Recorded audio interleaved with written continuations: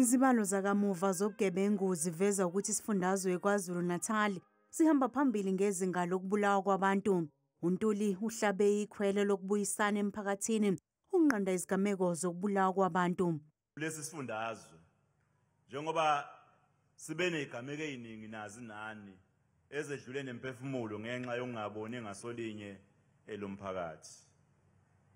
Singabala isigameko salehlokoze enisaziyo lapho kwaqothwa khona amalungu omndeni wakwaKambule nasemangweni eMtshezi lapho kwabulawa khona abantu abayisihlanu ababehambele umcimbi wesintu emzini wakaMazibuko.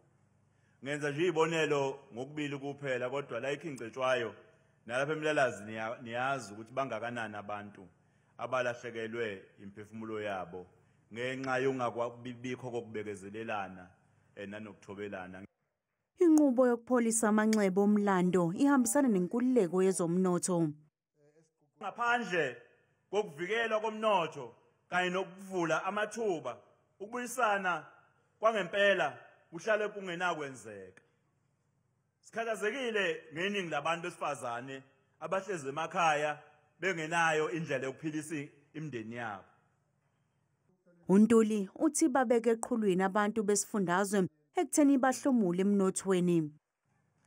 Yingakho sihulumeni sigqugquzela osomabhizinisi bethu abanezipaza shop ukuthi bangaziqashiseli abantu abangenawo amaphepha okuba kulelizwe ngoba lokho kudala ububha kubeke engcupheni impilo yabantwana bethu abathenga ukudla kulezi zipaza shop ezibadayisela ukudla okubolile nosokuphelelwe isikhathi. Futhi nje bakwethu njengohulumeni waZulu-Natal zimbili izinto engayiphawula ngathi kulo hulumeni ngiyawuqeda lo mthetho ukuthi masuna 35 kuya phezulu awuqashwa.